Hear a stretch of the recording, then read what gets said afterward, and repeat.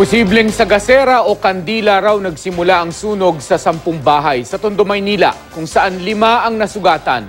50 pamilya naman ang apektado sa isa pang sunog sa Las Piñas City. Pakibalita tayo kay Trisha Zafra. Nabulabog ng sunog ang mga taga-barangay Pamplona, Las Piñas City. 20 bahay ang nilamon ng apoy. Sa gitna ng sunog, bumalik si Mary Ann sa kanyang bahay na katabi lang ng bahay kung saan nagsimula ang apoy. Nagtamo siya ng mga paso. Sabi nung rescue, first degree daw dito sa kaliwa, second degree sa kanan. Kasi nga, natrap kami doon malapit sa kwarto namin kasi kukunin ko yung mga papeles namin. Paglabas namin sa sala, puro apoy na.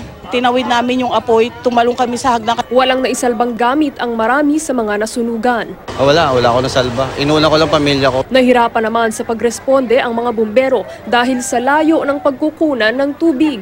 Kita mo, looban ito, malayo ang hydrant, kukuha pa kami sa labas. Naapula ang sunog matapos ang 2 oras. 50 pamilya o mahigit 200 individual ang nawalan ng bahay. Tinatayang nasa 200,000 piso ang halaga ng ari-ari ang naabo. Inaalam pa ang sanhi ng sunog. Nagkasunog din sa Tondo, Maynila. Mabilis na kumalat ang apoy sa mga dikit-dikit na bahay. 10 bahay ang naabo.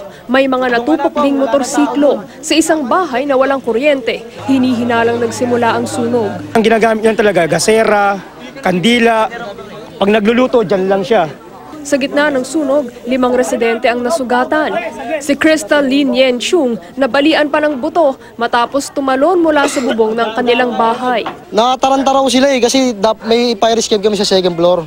May mga kapitbahay nga kami naipit na rin dito. Doon sila sa rooftop namin dumaan. Ngayon, yung asawa ko nakahatak din papunta sa rooftop. Tumalon daw sila ngayon sa kabilang bubong. Tinatayang nasa 2 milyong piso ang halaga ng napinsala sa insidente.